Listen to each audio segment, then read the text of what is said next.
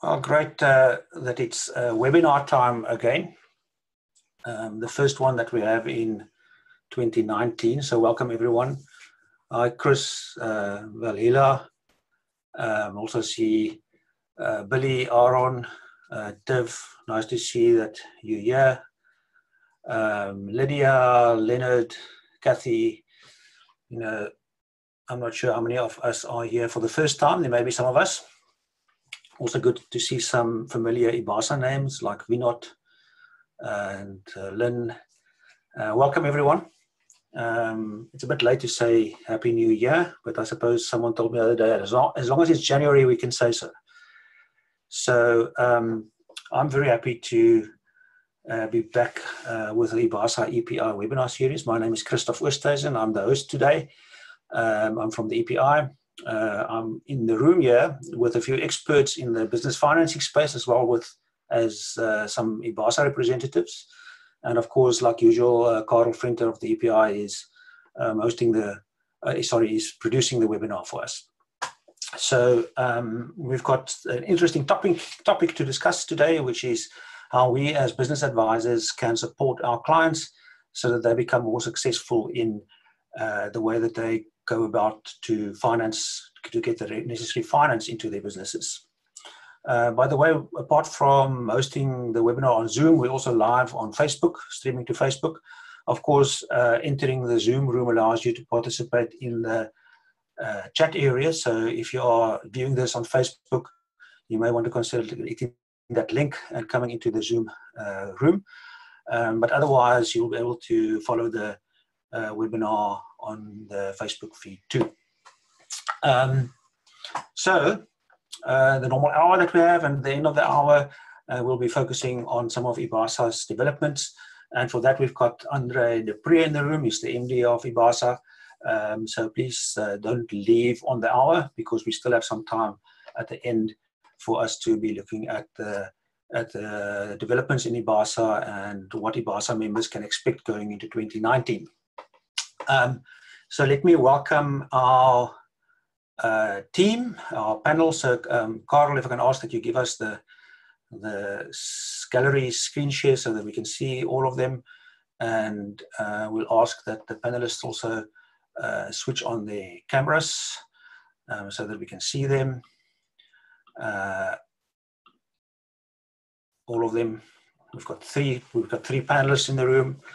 They will be able to see Andre from IBASA. And then we've got in the room Miriam Papo. Miriam is a chartered accountant and founder of The Next Chapter, which is an advisory firm that focuses on the funding of businesses, small businesses, mainly medium businesses that are in the growth mode, and specifically in the technical support around preparing for funding. In fact, I know Miriam from a previous life when she was director of Big News, the newspaper business that we started and eventually sold to BDFM, where she was. So it's great to sort of see her in this capacity here today again. And she also made the turn at IDF Capital and ABSA in the meantime, acquiring some insights and skills in the business financing space. So we're looking forward to what Miriam has got to offer. And then we've got Darlene Menzies, who's the founder of FinFind, also the CEO of FinFind. Now, we're in good company here because she's been recognized by the World Economic Forum as one of the top female tech entrepreneurs in Africa last year. So well done, Darlene, in waving the flag for the continent there. Of course, in the space of being an entrepreneur and tech innovator, so it's not only about finance, but by the way, Darlene, you've raised money for FinFind too. So you've also been on the other side of the fence, so to speak. That experience, of course, is particular to today's discussion too. And then lastly, Nikita Finyana from Business Partners. It's always great to have a chat to Nikita about the developments in the business financing space. He's the regional manager of consulting services at Business Partners. If you didn't know that, Nikita is in fact an engineer in training. He studied engineering in Moscow, and then when he returned back to South Africa, he worked for the IDC for about a decade before he joined Business Partners, also about a decade now, I think, Nikita. So 20 years of financing, business financing experience that we have from you. Yeah, but so our business partners today is then focusing on things like post-investment services and how business partners can optimize their investment in the clients that they have.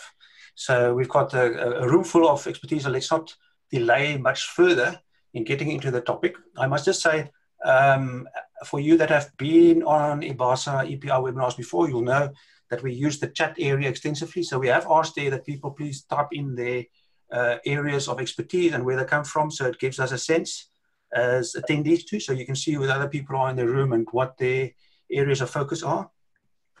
And during the webinar, we use that area too to share ideas and check in on things like links to websites. And so please participate on that front there. If you haven't opened the chat window yet, there's a button there at the bottom bar of your screen. If you're in the app, I'm not quite sure exactly where it sits. I think it sits at the top right if you're in the web browser.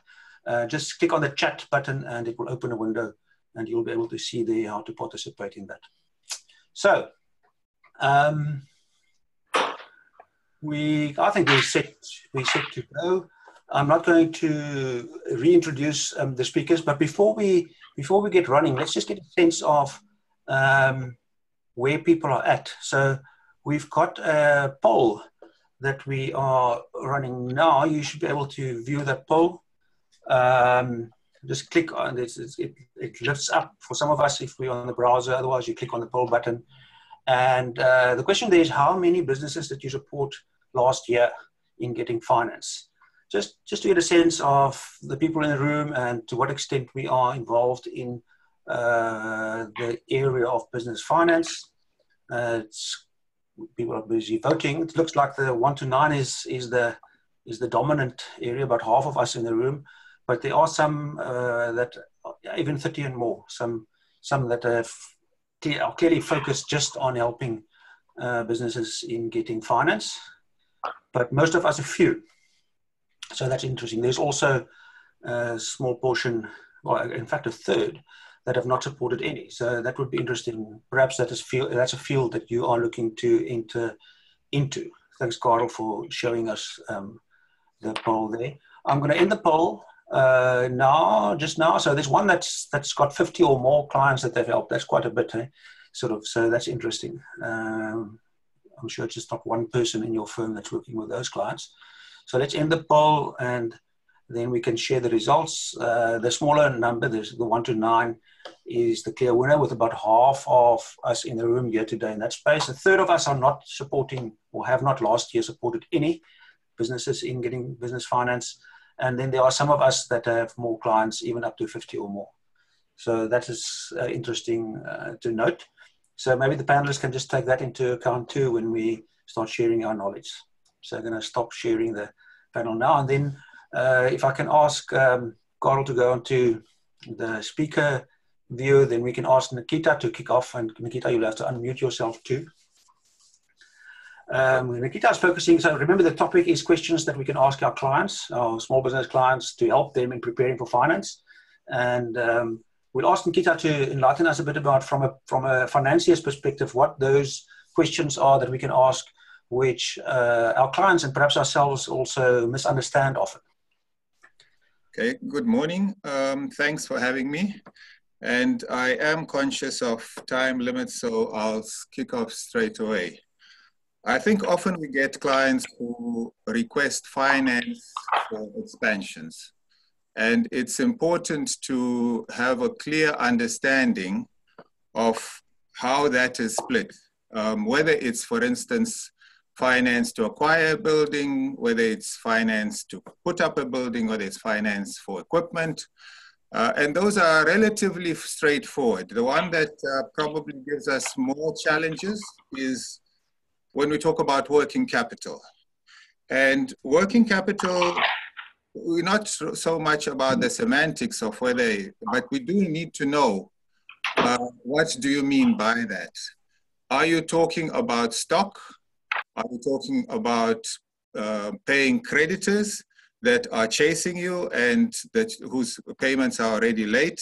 How much of it is for debtors that haven't paid you? And so the mix of things becomes quite important, and also the timing, from a timing perspective, are you able to justify the need for funding? Because we have seen that you may require, you say you require 1 million rand worth of stock, but based on your balance sheets of last year, you currently have more stock than you did last year. So is some of the stock obsolete? Those are the things that we would want to know. Have you also considered the creditor's payment cycle? In other words, when you ask for finance and we put it into our projections, we can see sometimes that the funding that you have is all going into bank. Is there a difference in terms of the timing of when you need to buy stock versus when you actually get your money from creditors? And sometimes those are the differences that can sway you know, how we look at your funding needs. So also maybe in terms of timing of equipment, look at what's the other things to consider. It takes time to place an order for machinery.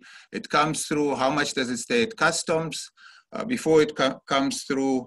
On property related aspects also look at, is it buying a building? Is it purchasing a building? I mean, is it putting up a building, which means what sort of milestones are you going to have in that building process? How long does that take?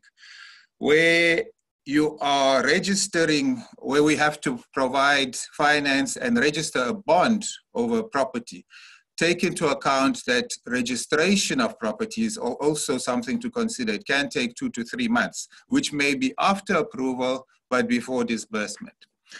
So that's in terms of the first question. The second relates to what makes you sure that the funding you want will get you the additional profits. So in other words, if you asked for funding for a machine, how will that machine change your life? What is it about getting that machinery that's going to improve your sustainability? What makes you confident that this funding will improve your business? Just because you're increasing the capacity doesn't necessarily mean that you are going to sell all that you produce. There's often arguments from clients that they need, because they are wanting to be providers, suppliers to Pick n Pay or Woolworths, and those companies need big orders. But you need to be able to justify. Or for instance, when you have a guest house, it has at present 10 rooms, and you come for funding, but you say you want 20 rooms, additional rooms. We look at your existing rooms and we see that maybe your occupancy is only 30%. And you try and justify that by saying, well, actually I'm turning away a lot of tour operators. They come in buses, they need at least 20 rooms. So do you have the empirical evidence? Have you kept track of how many buses do you actually turn away? So that becomes quite important to justify what the funding is for. So in convincing financiers also, the starting point is numbers. Financiers like to look at numbers. So how well do you know yours? This relates both to past financials as well as your projections.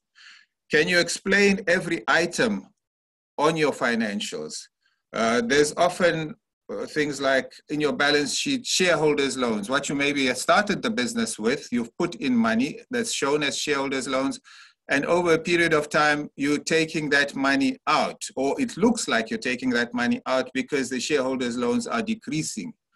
So what is the reason for that? We want to know, are you taking money out because maybe the amount you get as owner's remuneration is actually not enough for your lifestyle?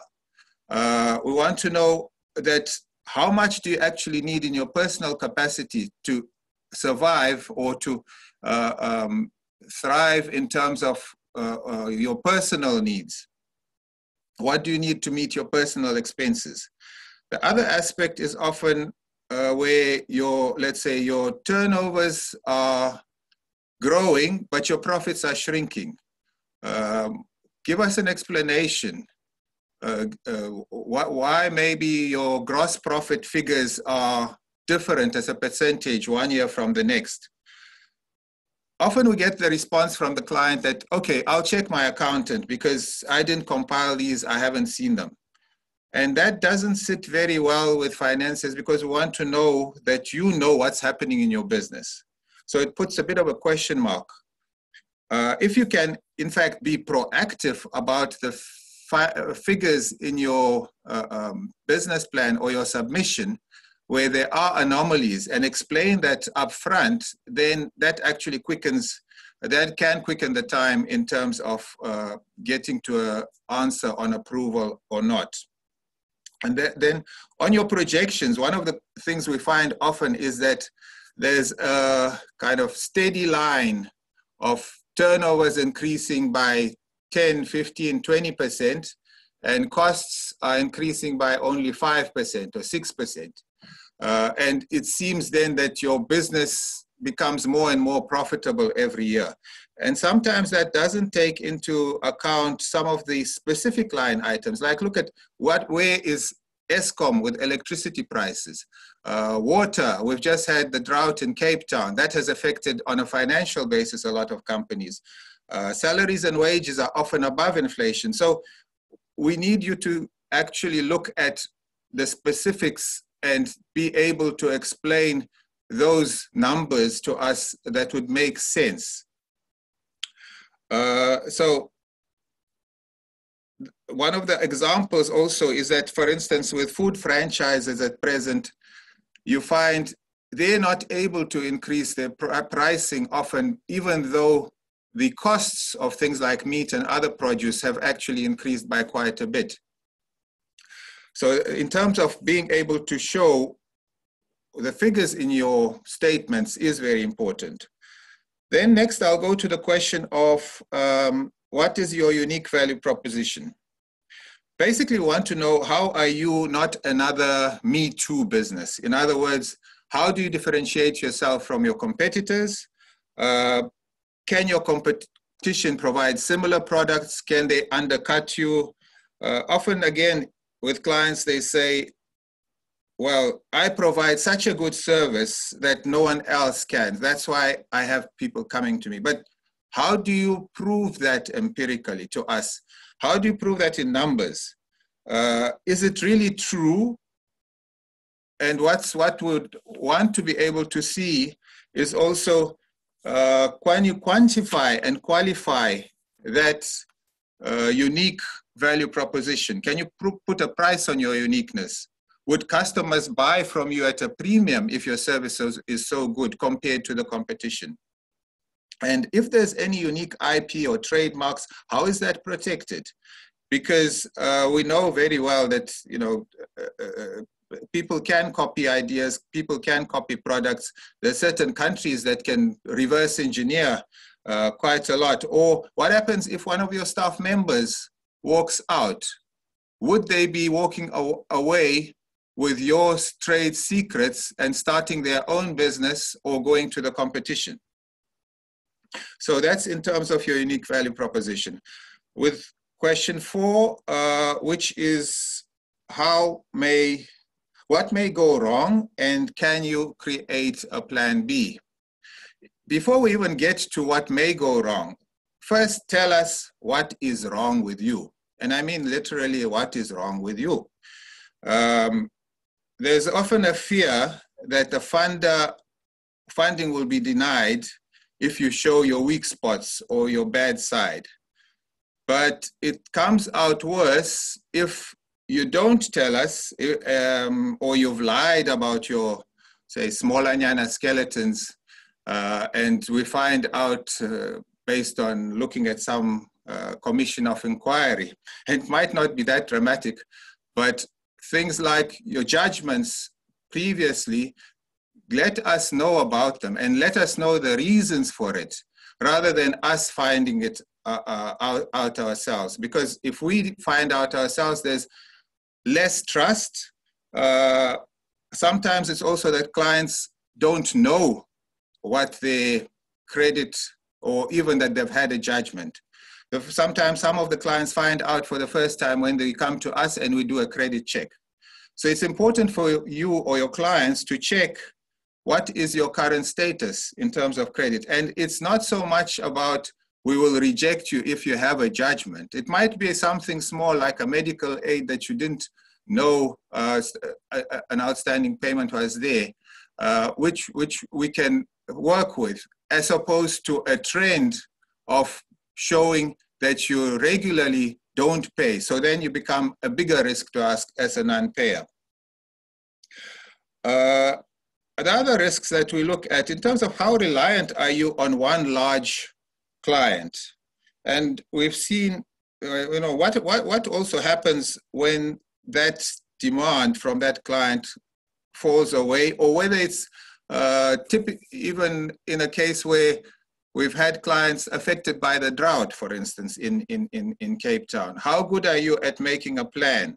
We've had plant nurseries. Some of them have fallen off and some of them have continued because they've had contingencies. How good are you at putting through what-if scenarios to your financiers to show that you've thought of some of those things?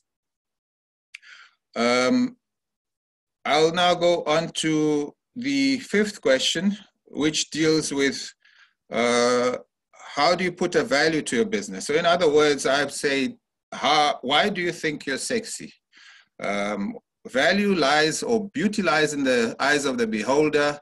Your business is something that you started. It's your baby. You spent years grooming it. You spent sweat and tears. So to you, it may seem much more valuable than to somebody coming from the outside, looking at it coldly.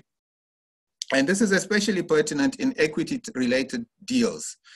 It's applicable in things like your management buyouts, or where you or your client wants to acquire a new property or a new business or even a major asset. And there, we first look at how much due diligence have you done on that business. Don't expect the financier to do the work for you. We want to see that you've done your homework, and we'll be asking you about what have you checked. What is the sell? Don't come up with saying things like, well, because the seller is selling his business for 2 million, so I'm accepting it at face value. Show that you've done some homework. Look at what type of valuation works for that industry, for that type of business. Some franchises have a rule of thumb of X times the turnover, monthly turnover. Others use a PE ratio or a discounted net present value cash flow item. We've actually had situations where we've managed to help some clients that are trying to acquire a business or a property to reduce the price, because after explaining all the things that we look at, they are able to go back to the seller and say that, this is a bit unreasonable. The other aspect of it is how much of the business is reliant on you. In other words, if you are so instrumental that without you, there's no business, it's a lot more difficult to sell, irrespective of what type of valuation you use. So just be careful. And I think Miriam may be dealing a bit later on with some of the issues around having systems in your business. So Nkita, would it be fair to say that the most important point that you raise here is that a level of honesty, even if it means that you expose certain of your weaknesses, is something that a financier definitely looks for? So in fact, that you'd appreciate that rather than see it as a weakness? I think, yes. Firstly, we appreciate that because sooner or later, chances are we will find out. If we find out, then there's a lack of trust. If you tell us and you tell us not only that these are my weak points, but this is how I intend to mitigate them, that gives us comfort that you've actually thought the problem through. And also where you state, okay, these are my weaknesses, we have the ability to then say, okay, for that portion, we can look at providing maybe finance for mentorship or some other service provider to help you, whether it's with your website or something else, rather than trying to keep it away and it becomes a problem for all of us much later. So yes, yeah. I think those, I'll stop there. Just in terms of maybe talking around the issue of mentorship, Business Partners does have a technical assistance fund that is available to our existing clients and new clients, which is really focused on improving the business and providing things that are a knowledge transfer. And mentorship is one of them. So it's an add-on for the client. It's an interest-free loan that is used, and you as a mentor or business advisor can come with your client to actually put that in the proposal that we've thought this through. I've actually got a mentor or person who can help me with this, and I'd like to make use of your technical assistance fund. Yeah. I think some of us here may in fact be on the panel of IBASA mentors. Yeah, very, very much so. Yeah, and if you're not and you're a technical expert or you've got something to add, are there some business advisors that may connect with you around that service, or are you kind of fully subscribed for support?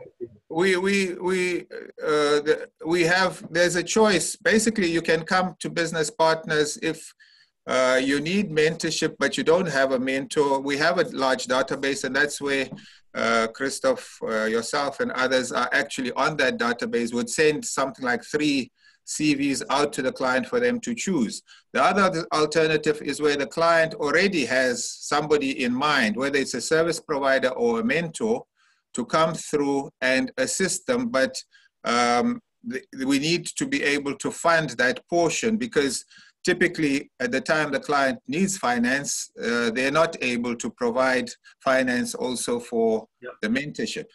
Yeah, but that is a service that Business Partners offers as part of making sure that you manage your risk well, I suppose. We manage the risk, and of course, the better the client does, the better we do. Yeah. Another aspect in terms of IBASA members and others that may be interested is intermediaries. We work a lot through intermediaries that we call people who have contact with potential clients. And if you bring a client to Business Partners and that client gets financed, there is a finder's fee, what we call a finder's fee. That's a percentage of the actual approval that gets paid to that intermediary for bringing the deal through. Cool. It gets paid only once we disburse the funding, but it is something that is quite popular with a lot of our intermediaries. No, great stuff. So there you have the financier speaking. You know, sort of the banks and the offering the funding are sometimes a bit shy to show themselves because they're afraid of getting too many unsuitable applications. And we are going to move on the suitability of mixing or matching the funder and the financier and the business with Arlene Menzies just now. But I have launched, first I've pasted there the link to the Business Partners SME Toolkit and the other link, the Grow Time link that Nikita's provided us. So if you are interested in connecting with Nikita or Business Partners, there's a link to one of those links. Will take you to where you want to be. But please remember also that we can field questions later on in the webinar, the second part of the webinar. And for that, you use the Q&A button as we've typed in the text. So I see there are 3 questions already. So if you have a question that you would like to raise for us to discuss, please click there on the Q&A button and raise it there. We may lose it if you type a question in the chat. So just note that. And then also, I've just launched another poll asking what portion of those businesses that are approaching you to help them with financing are in the end successful in submitting an application, sort of from approaching you to help to actually submitting an application. And we see there's people are fairly successful, 1 out of 10, few, sort of 2 to 3 out of 10, about half. It's quite a spread, so it looks like the success rate of turning that lead or that cry for help from a prospect, from a business that wants to apply into an actual application. There's quite a bit of sifting that is happening there already. And hopefully that sifting that takes those possibilities, those plans out of the equation that would otherwise not have been funded. So that's an important role, by the way, that we need to think about. And I think Darlene may allude to that too, sort of that by the time that a financier and a business speak, there should be a match already.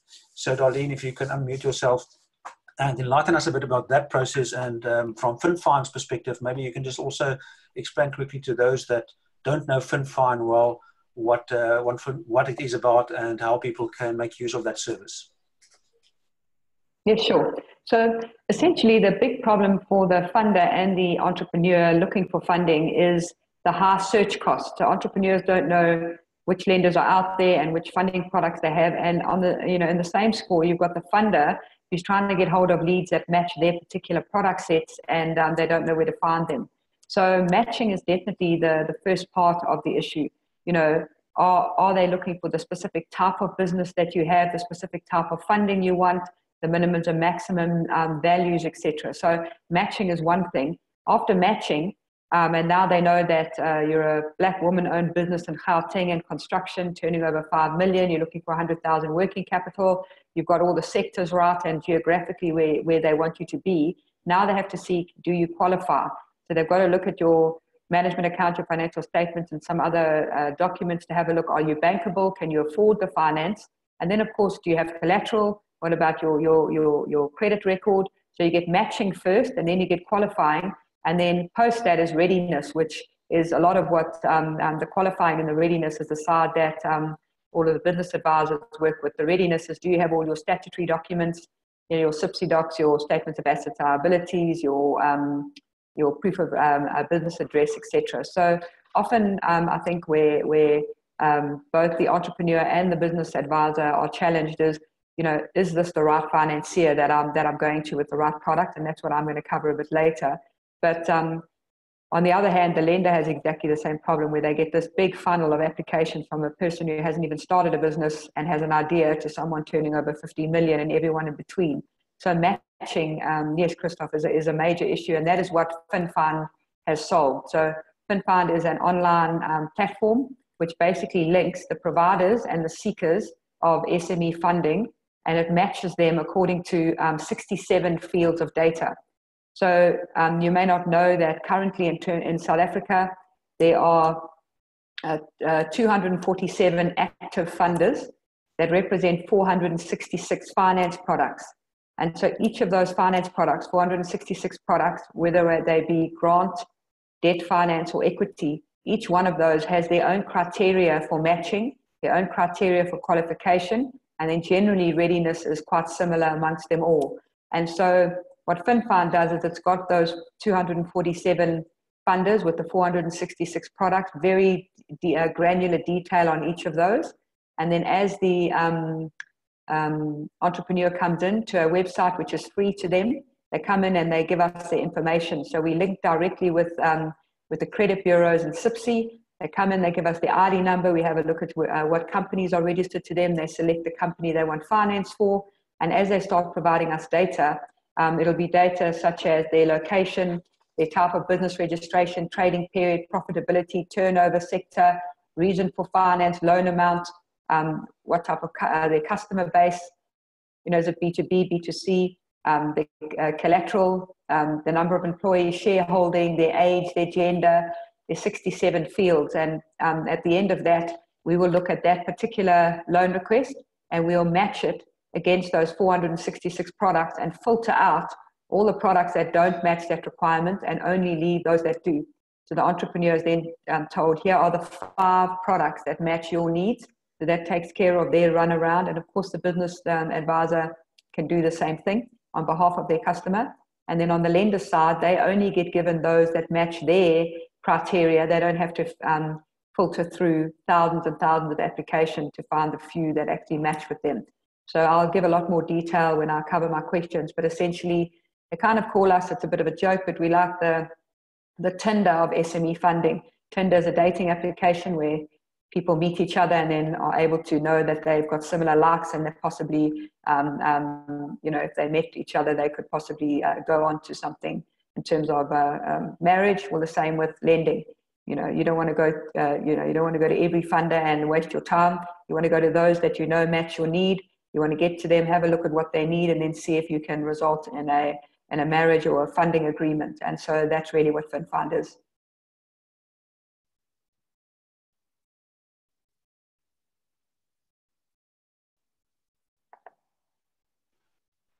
Okay, so have you covered most of those questions already?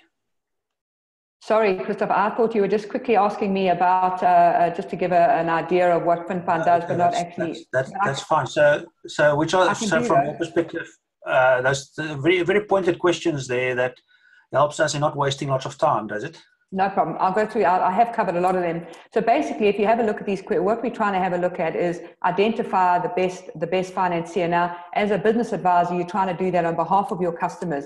To a large extent, FinFund actually does that for you, because as I've explained, there's 67 points of data that you need to know about somebody in order to use an algorithm to properly match them.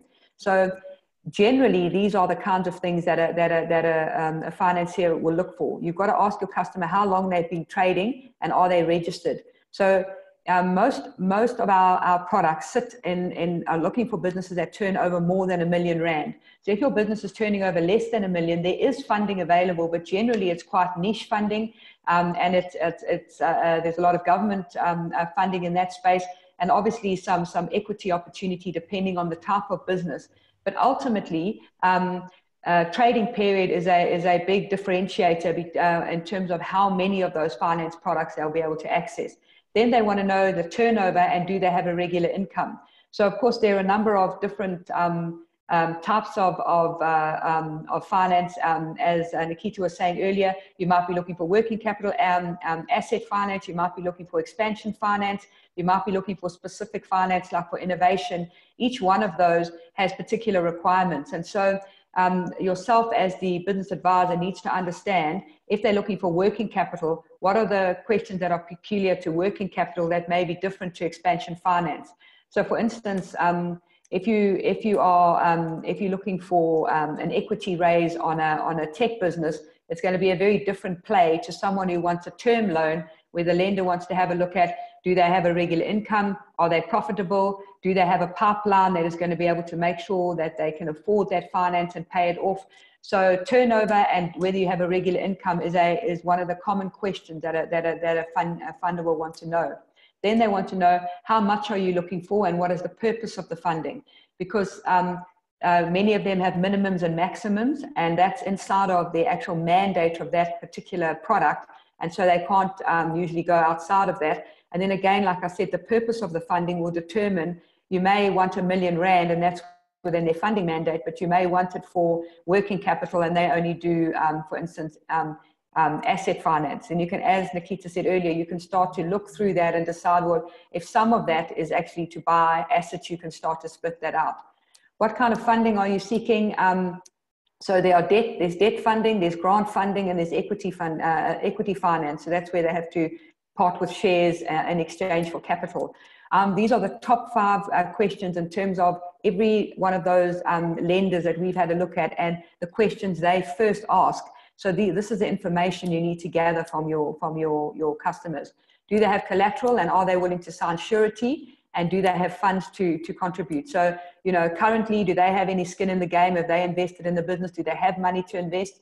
Collateral is a big issue in our country, obviously, with a lot of our history in terms of the previously disadvantaged individuals. They may not have, their parents or themselves may not own assets. Collateral is a big issue. We do have a guarantee scheme that's run through government, which hasn't been run very well. They're busy re-looking at it, but We have a very high requirement for collateral in South Africa because we have such a strong concentration of banks. Many other countries, the collateral is a little bit more relaxed. So, you know, are they willing to put up collateral, and then surety is an issue. The other big problem in South Africa is, of course, the SME credit record, and I'll end on this. In this country, we have a very regulated credit record collection and systematic and standard collection of consumer credit data. So every credit provider in this country is required, where they've given consumer credit, they have to provide on a monthly basis to the central transmission hub at SACRA all of their information on whether you did or didn't pay your Edgar's account, you did or didn't pay your loan. That doesn't happen for SMEs. So we have a very poor SME credit record base in the country. All 6 providers don't have that. So you've got to tell your customers that they must keep their personal credit record clean. They must go and check it. 61% of people that were polled out of 10,000 didn't know their personal credit record, but were applying for finance. The primary criteria that a funder looks at in terms of assessing risk. And so matching is one thing, but if you match, but you're a risk, they're not going to give you finance. And so there needs to be a real drive to help consumers with their, and then we're also lobbying to get small business credit record data sorted out in the country. Yeah, thanks for that last point. I think that's quite a key one, because one can waste quite a lot of time in preparing everything that kind of makes a good business case, but the financier may have that as a red flag that overrides everything else. Absolutely. So I was thinking, I'm not sure if everyone else on the webinar was thinking, if there are 466 products that you are listing, how the hell can we advise our clients to know which of those products are the right ones for them? Yeah, so it's a very good question, and in fact, part of our relationship with IBASA is actually to be able to give business advisors preferential look into some of those for their own customers. But that that's something that obviously is being taken offline to this. We have an opportunity. It's called a business partner portal, not business partner, it's like partner portal, where your advisor can go in and can see all the leads in his particular town or jurisdiction that are matched for funding but don't have a business plan or don't have a good credit record, or there's some intervention that's needed to package them. They can then go, the client is essentially brought right to their door. And one of the good things is, now they match. If you got them ready, they would get the funding.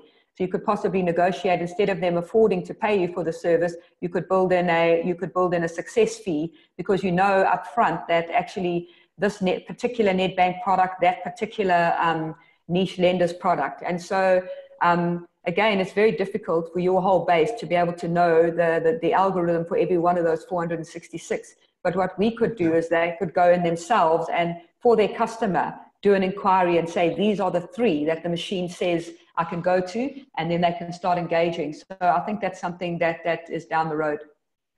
So before I let you go, Darlene, I'm not sure if I hear you right, could FinFind be a source of leads for business advisors that are focusing on helping small businesses in getting finance? Absolutely. I think business advisors themselves are their own businesses, and one of their big problems is getting new leads. And so a lot of, I call it spray and pray marketing, is done, or word of mouth. But ultimately, if you're sitting in Roodepoort and could go into a database that said, in a 10K radius, here are 23 applications that right now match for funding, but they have certain pieces missing in terms of business advisory assistance that is needed, I think that would be very valuable to your base. And so, yes, that is an option that is available through FinFind. Yeah, great. So, guys, there you are. The link is there in the chat for you to click on and go ahead and explore how you can use FinFind as a way of increasing your business. Can I say one last quick thing, if you don't mind, Christoph? With this report we did last year, they took the SA SME Fund did an independent report on our 2017 data. We put into a report, and it's available free on via the web. So access to financereport.co.za. It's as easy as that. You can go in there and see who's looking for what type of finance, which documents are they having a problem with. It's very, very detailed, and it was an independent report. We didn't actually do the research. It was done by the SA SME Fund, the 1.5 billion rand fund put together by corporates.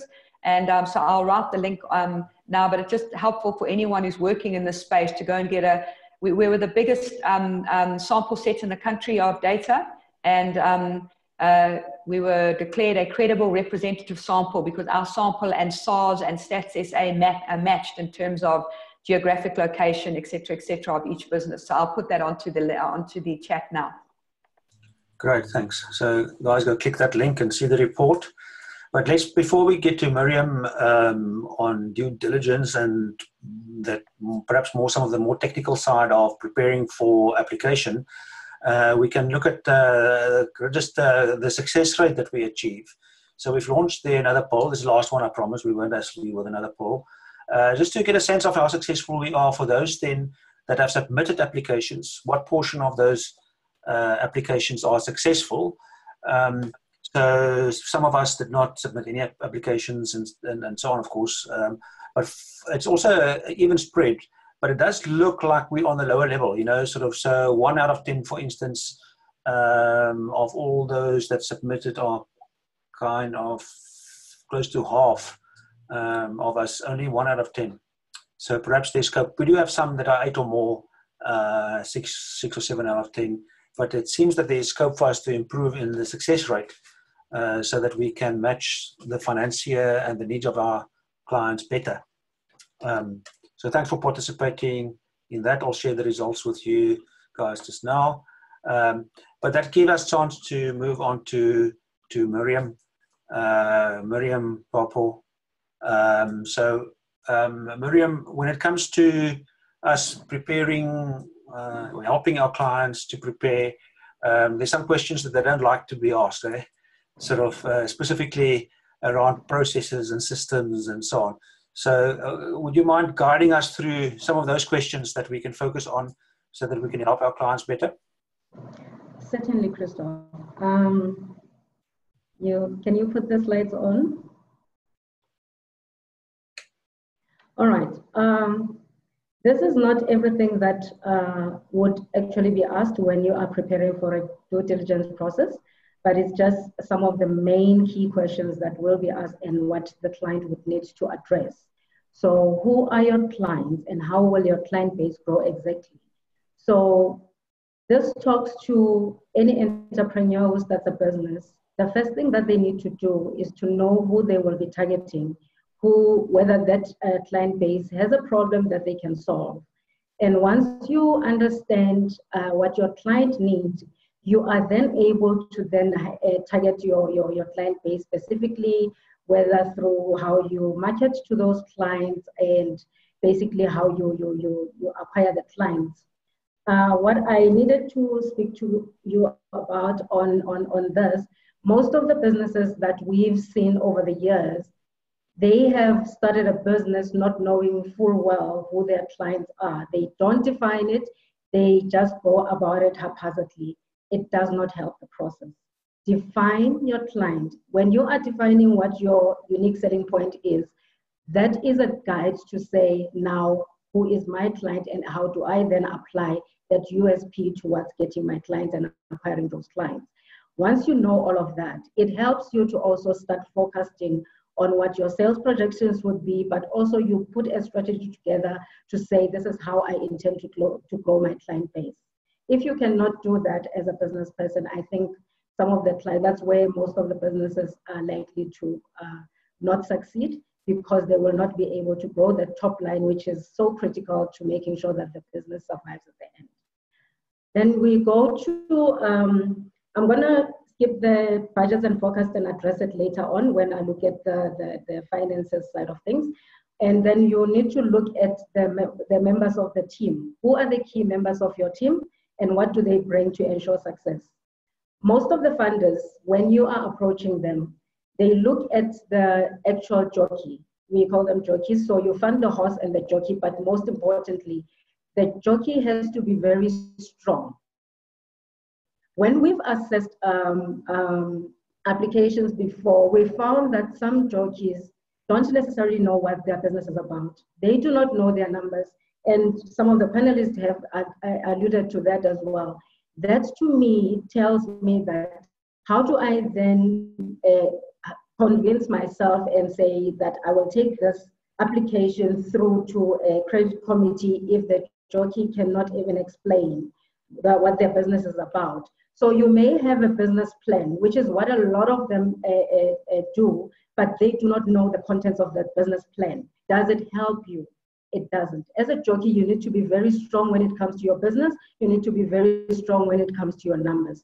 Know your numbers, love your numbers, but make sure that you plan for what you are about to embark on. If you are in growth phase, make sure that your plan is very clear so that it allows for success and for you to get funding that will help you to get your business across.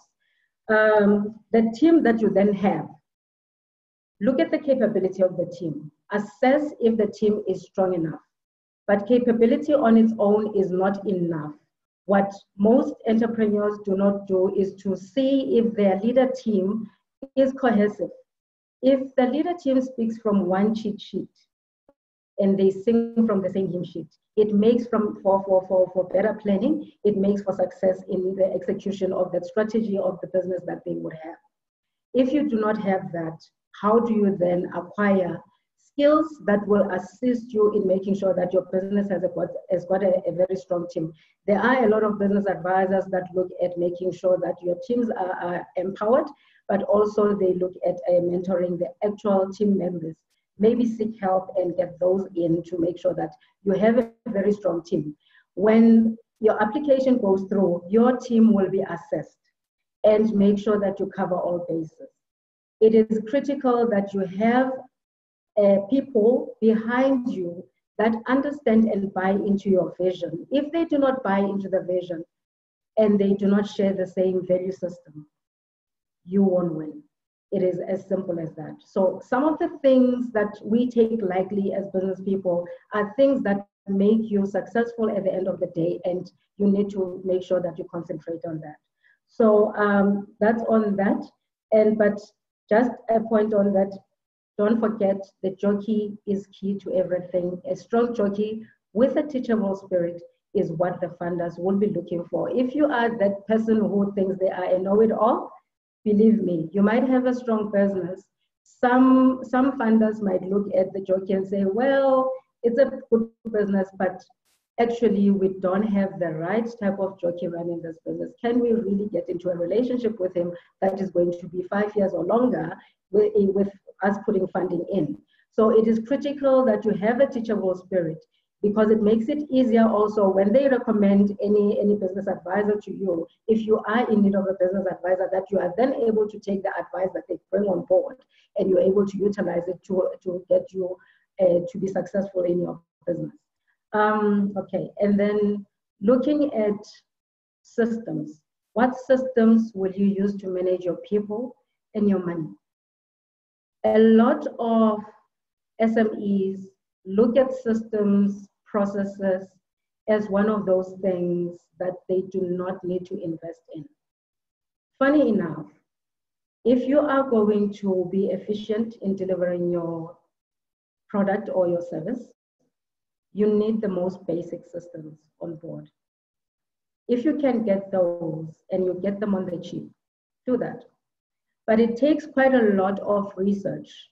If you don't, maybe talk to some of the people around your networks, what systems are they using? But it also boils down to what are your specific needs as a business. Spec those. If you don't know anything about systems, let's Google as well. Just Google some of these things, and there are, you will be able to get some help, and then it focuses you as to where you should be going. But talk to people, find out what systems are out there for you to implement, and the costings also will be given to you based on what you are actually looking for. So you don't overspec a system for you to then implement it in your company. Go for the basics that you need. As time goes on and your business scale, you can start unlocking some of the modules that will be available in that system. And then that's how you start growing your business. But you're also limiting the expenses side of things when you're investing in systems. So it is critical that you know your systems, you know what your business processes are. Those are critical issues that you need to know and make sure that you've got that bedded down before you even go to funders. Sometimes you can go and you don't have those formalized. It can still happen when you've gotten the funding in, because depending on what you're applying for funding for. Systems may be part and parcel of it. So when I'm talking about that, I look at some of the business support that for IDF Capital, what they do is there is a portion of it that is always dedicated to buying systems and making sure that they get you to be successful in your business, but make sure that the efficiencies are brought into the business. So do not shy away from finding the systems, even if they are cheap. Start small, and as you grow your business, you start unlocking, as long as you manage the expenses that are on your side, or from your business. And then on the finances side, are your budgets and forecasts fully aligned to your strategy? If you don't know your numbers, you're dead in the water before you even begin. When we're talking about budgets, it's a tool. Look at it as a guide as to how you're going to utilize the finances. Look at it as a guide of what you are planning to get your sales targets at. And as you continue with business, you know that you have to always review those budgets. So go back and say, this is my strategy. You have your strategy plan for current year. You have your 3-year strategy, you have a 5-year strategy. It helps to have a longer term strategy because then you know precisely what you need to get to each year. And that way it helps you plan your finances better. It helps you get to a point where you can match your strategy and your budgets and your forecast. When you've got that, you've got a beginning to a winning formula to say, this is how I'm going to do it. And you need to also know that if you don't hit those targets, where do you cut? It makes it very easy when you know your numbers very well, because then you can start managing your expenses to say they shouldn't be escalating above a certain number. When also looking at those budgets and your focus, the funders would want to have a 5-year focus. How do you forecast if you do not even know your numbers? You don't know the history of your numbers. You don't have a plan as to how you intend to get the revenue in, but you are just planning for your expenses. You need to know all of those things. So what then needs to happen is that once you've got those, the budgets and the forecasts that are aligned to your strategy, track them, and it makes for an interesting lessons learned for you, because you also have to track the variances and know why you actually have those variances. Over and above that. Miriam, sorry if I can interrupt you there. So what would you recommend? What format of those financial forecasts and planning, what is a good format for business advisors to use? Do you have any tips there in terms of how they can help the clients best in terms of the forecasting? I think use the normal formats. So you've got your income statement and your balance sheet, the normal formats, but make sure when you do the income statement side, it has to be very detailed, because you need to know all the key drivers of that business.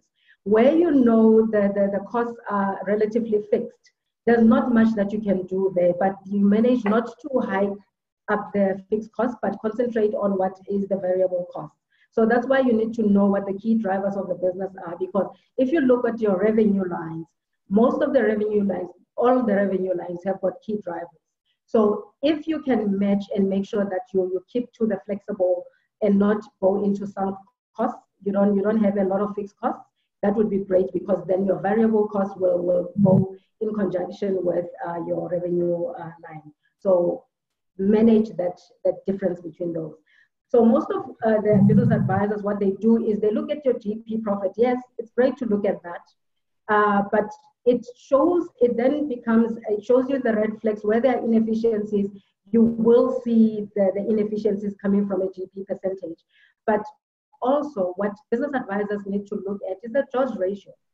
What the JOS ratio is basically, it takes the increase in revenue and subtracts the increase in expenses. And if you land on a positive JOS ratio, you know you are on a good path because you are profitable. But if you've got a negative JOS ratio, that's where you start having concerns. But also what it does, it shows you a difference of how you can improve your business, if you can improve your business, but also is dependent on whether your business is a low margin business or a high margin business. So that's where the differences will be as to how you then. Okay. So Grace, that's quite a key thing for us as business advisors to zoom into as well when we work in refining the financial plan with our clients. I'm going to ask that we park the tax issue, Miriam, if you don't mind, because we're kind of fast running out of time. But thank you for that really concrete tip. So to find what those ratios are to look at, and even to ask the financiers that you work with, sort of what are the ratios that you zoom into, sometimes they talk about the peak in terms of the ratios of gearing, sort of your debt against, sort of other forms of finance. Financing the business, and just zoom into that, depending on the financier. We do have a few questions. Let's just note that the Q&A is quite a fancy system that we have here, because as the discussion progresses, and you've posted a question on quick Q&A, some of our panelists have already answered them. So if you haven't noticed that, just click on that Q&A button and you'll see that some of the questions are answered. So we're not going to repeat ourselves in answering those questions live again. Well, specifically because we don't have time and it's already half past. So even if we wanted to. We do have 2 outstanding questions that I'm going to ask that we tackle quickly. And in the next 3 minutes or so, we can wrap that up so that we can move on to the IBASA news and all the exciting stuff that Andre is going to share with us. But I will ask each of the panelists, and even Andre, yourself, and Carl there in the background, while we wrap up the topic, that you think of perhaps 1 or 2 pointed tips that you can give business advisors, how they can improve helping small businesses to get the finance that they want. 1 or 2 tips, concrete tips, real practical tips that you can give business advisors, so that success rate that we reported on being a bit low, that we can raise that and see that businesses grow through the money that they get to work with. We'll end off with that. But we do have 2 questions that are not answered yet, so the rest are answered in the text. So Portia, it's directed to you, Darlene. Portia is asking how she can sign up with FinFind. She's tried in the past and it didn't kind of work out exactly for her. So what is the right process? So I'll direct it to you. And Div is asking about, he's in the business rescue space, and he's asking, are there products available for financing of business rescue? And Nikita, maybe if I can direct that question to you. So Darlene, FinFind, how do we connect and sign up with FinFind? We must unmute you. I'll do so.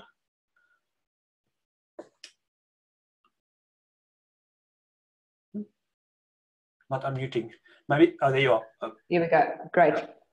Sure. So essentially, FinFind's strategy over the past year and a half has been to deal with the lenders and get the information in, and to get the user base up, which we've now done. We've got over 200,000 users.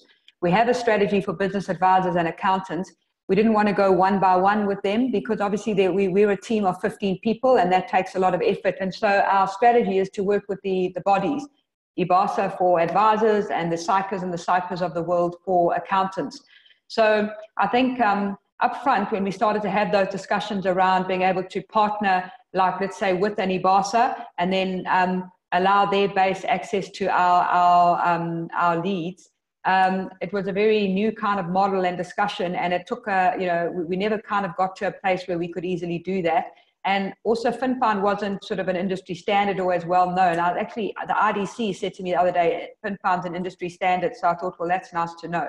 But yeah, you can't at the moment as a business advisor sign up with us directly. We don't have that opportunity. You can lobby IBASA, if enough of you are there, to say to them, this is something that our members feel is very valuable, and then maybe we can have a better sort of an engagement and partnership discussion with IBASA. There's a bit of tech work we need to do, and a little bit of fine-tuning, but it's basically all there. And as IBASA, you could have a portal on your website.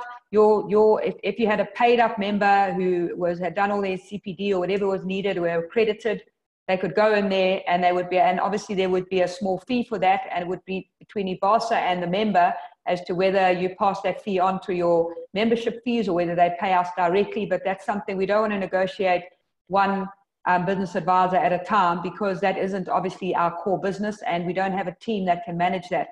But we do have a team that can manage a relationship with the reputable organization like IBASA, who has a member base, and you could hand that down as an offering to your base, the same way as you have these webinars and other things. So I love the question. because it was unsolicited. But what it does is it does show, hard to know 466 products, which one matches. But if you can go in and just put the algorithm in and get the answer, then you can help your customer a lot easier. Great. Thanks, Darlene. And no pressure, Andre, but it seems pressure. The expectations are rising. Okay, so last question before we go around robin to ask the panelists the tips that they would give business advisors. Nikita, if you can just quickly address first the products that you are perhaps aware of that focuses specifically on business rescue.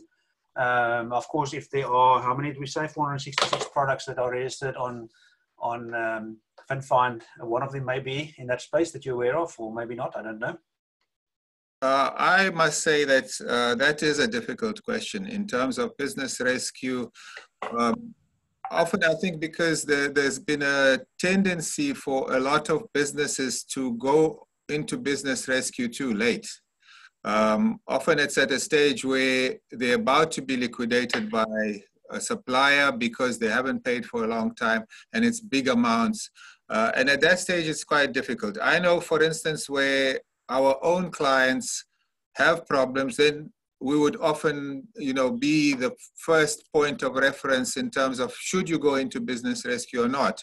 And then we can look at also how much we can assist with finance. But so it's very much on a case-by-case basis. I don't know of financiers who specialize in providing funds for business rescue. So I think maybe Darlene may be the better person. Okay, so we'll ask if there's anyone with an answer, including Darlene, they can type it there in the chat area, any references to business rescue products and so on, and how people can find that. So there's a reference for them too. So let's just go around the table quickly before we come to IBASA news. If the panelists, Miriam, I'll unmute you too so that you can kick off us in giving tips to our attendees here, mainly their business advisors. How can they get better at serving the needs of their clients and getting business finance? Miriam? Okay. I think from my side, help that client to understand their numbers and be able to articulate their business better. Yes, you are there to provide a service, but make sure that they also learn to do that for themselves. That is the one thing that a lot of business advisors don't do because they create that dependency. It is not about dependency at the end of the day. It is about you equipping and empowering the entrepreneur to be able to stand on their own 2 feet. That way you become a trusted advisor and they will always come back to you. Great stuff. So I'm also going to ask that Andre and Carl comment about this. Perhaps Carl, you've been listening there as producer mainly. What did you notice, or what tip would you offer to the business advising industry? Thanks, Christoph. Yes, I think a lot of good input. I mean, so much that you can take away from this webinar. It's unbelievable, actually. I think the core thing here is really to understand what you need the funding for before you can actually, and how you're going to use it before you can actually thinking about where would be the right place to get the funding. Seems to me a key issue. Great stuff. So Darlene, can I pass on to you? What tip would you give? Yeah, I think it sounds a bit a cliche, but the tip is go and use FinFind. Ultimately, instead of trying to learn 466 products, it's been automated. That's what FinTech does. It disrupts opportunity like that. Working capital is broken down into cash advances, cash flow assistance, money for stock, money for contracts, money for tenders, purchase order funding. That's only one. Then you get asset finance. So you're never going to learn all of those. So if you know someone needs asset finance, go and understand it. Get into FinFind, find the only 3 products that the response will tell you these are the documents needed, these are the eligibility criteria. Then work with your customer to make sure they're eligible, to make sure that you can provide them, you can package them properly. And the biggest thing is they need to, like Miriam said, they need to know their numbers, but they also need to be able to actually articulate their funding need. Very often they can't actually articulate, they just want money because they're kind of in such a situation. So teach them to articulate their need, to speak, to be able to take the package you've done and be able to sell it. But yeah, find out the best product that suits them. Do they qualify? And if they're not ready, you're there to help them get ready. That's how you're going to make money. And ultimately, you get them funding. Great. Thanks for that. And Nikita, what would your tip be? My tip would be start before you're ready. In a lot of cases, you want to get information on whether your product works or not. And finding that empirical evidence is crucial in convincing a financier whether they'll back you up or not. So especially for startups or those that are in a startup phase, the earlier you put your product out to market, instead of trying to research, and yes, the business plan is necessary and so on, but the quicker you can take your product to market and see what's the actual reaction, that is the best data that you can provide to a financier on the viability of your product. And the sooner you can get more data to show that the business works, the easier it is for the funder to decide to actually back you up. Right. Thank you very much. So, Andre, you've also been listening in from the background there. What would you want to note in terms of what us as business advisors can take away from the discussion today? I really enjoyed what Darlene said, and that the whole team, in actual fact, and I appreciate that. I think the key for me is work with somebody reputable. Work with somebody that you can trust. Work with people that, there are too many sharks around. There are too many people who will try and do you in. Meet with somebody like a FinFind. I have to sell them because they sold me. So, and thank you for that. But that is the key for me. Work with somebody that you can trust. Yeah. No, great stuff. So thank you for the panelists, Nikita, Miriam, Darlene, for your valuable contributions here today. It's lots to chew on, so I'm sure we can rewatch the video soon that's posted on the IBASA website. And Carl for making sure that we're all connected and that everyone can hear us. So we will move on to IBASA news now. I know that one or two of the panelists need to run to other engagements too, but you're welcome to stay on while we discuss news from IBASA and so on. So I'll hand over to Andre to lead us in that. And, sort of, Andre, you often hear things happening. You see a new face, which is yours too there, sort of in the IBASA office. And as members, we don't always get the opportunity to hear the first-hand news. So here's the opportunity for those on the webinar to hear the first-hand news. But before we do that, if you're not a IBASA member yet, Carl, perhaps you can just give us that slide there with the web address or the email address that you need to go to sign up. Our job as business advisors, of course, is to act professionally and offer professional services to our clients. So what better way than to belong to a professional association that also certifies that they've checked your competencies and given you a designation, so that it's not just up to you to sell, but you can say, I'm a part of a professional body. I adhere to what IBASA stands for, and they've checked how good I'm at offering services to, and therefore I'm of a certain designation. So there it is, admin@ibasa.org.za is the email address. Just pop an email address there, and it will be followed up with you becoming a member. Some of us may have expired memberships too, so renewal also, same process. So on that front, and on that note rather, Andre, if I can hand over to you. Hi, Christoph, thank you very much. That's actually a very good introduction there, and I appreciate that. I want to take the opportunity also to thank Darlene, Miriam, and Carol, and yourself, and Nikita, for being with us today, because this is an unbelievable opportunity for us to reach out to entrepreneurs, to business advisors, and that's what we want to do from a IBASA perspective. We would love to be the ones in between. I will be reaching out to Darlene very shortly to see how we can add value to our members. And I think that's the main task for me, the next very short space of time, to improve the member experience. What can we offer? First of all, we're focusing on internal processes, get that right, to make the experience with us as simple as possible. Look at the robust infrastructure that when we speak to each other, that we will be able to take the calls, we will be able to to have the infrastructure that we need to offer the best for our members. And then, of course, we have to look at integrating our systems, make sure that we've got not an over kill on what we do, but it must be simplified. And then, of course, the last one is website to further be developed, where we can have people like Darlene's on our website. We do have other products as well. So main focus now is on getting this right, to be able to offer the real value to our members. That's me. Well, that's sweet and sour, sweet and short, but it's not going to be sweet and short to make happen. So we've heard it that sometimes people are frustrated by the capacity to answer calls in the office and so on are not always there. So I think what you're promising is that there's going to be some change there. Do I hear you right, Andre? I didn't want to say that, but we are looking at the total infrastructure, the number of telephones,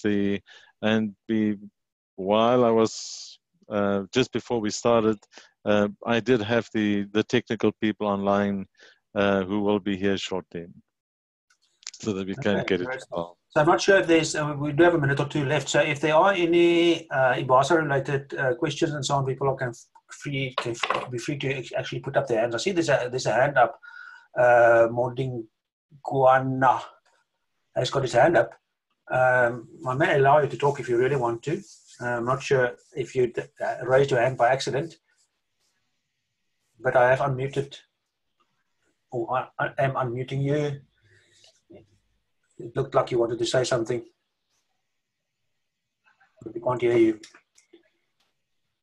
So they disappear. So maybe it was an accident. Sorry, yeah, I think I intimidated you now to leave the room. But no. Oh, there you are. Yeah, hello. Yes, good day. Yes, can you hear me? Yeah, we can. Thank you very much. So you wanted to make a comment? Yeah, no, I just pressed it by mistake, but I wanted to know if IBASA, again, do they have resources to help business advisors, like the reporting format, if you go to a small business, those type of things? Christoph, I think that I can't see you guys. Can you hear me, Christoph? Yes, we can hear you. So the question there is if IBASA has got a way to support its members in things like reporting formats and templates that they can use with their clients and so on. I think that will be one of our first things that we want to address, to be able to assist. We at the moment are at Ekurhuleni, for instance, but it is in the plan. So what I would say is, if you are not a member, please reach out to me, reach out to us, and let's see how we can assist. Yeah. Both ways, members and non-members. Step by step in getting it done too. So maybe there's a priority list of things to be done, but those kind of resources are important, and perhaps it is something that over time. It's on my list. Yeah. Great, thanks, Andre. So with that, we've come to the end of our webinar here today. So the next one, Carl, remind me quickly, the topic is about how we can use coaching tips. If I'm right, yeah, how can we use coaching methods to support our clients when they get stuck, when their mindset prevents them from actually moving forward with their businesses, you know, sort of. And we've got some two promising guests there that will guide us in that discussion. By the way, if there's a burning issue that you would like us to cover in the webinars, you can also send to that admin@ibasa.org address some requests for topics. The planned topics for 2019 is still being shaped, so there's chance for you to influence that. But otherwise, looking forward to a great 2019 with everyone in our community, and with IBASA specifically serving the needs of small businesses. And, you know, sort of if we take it serious, we've got the election year, so a lot of people speak about how small businesses, entrepreneurs are going to contribute towards job creation and, you know, sort of all of those things. But in the end, it's up to us as practitioners that are supporting those entrepreneurs to be successful and create those jobs. So there's quite a huge job that we have as business advisors. But let's not be intimidated by that. Let's go out and serve to the best of our abilities those clients so that they can grow and build our own successful businesses too. So good luck with the next year for everyone, and hope that we will all prosper along with our clients. Have a good afternoon. Thank you very much. Thank you all. Enjoy the day. Bye.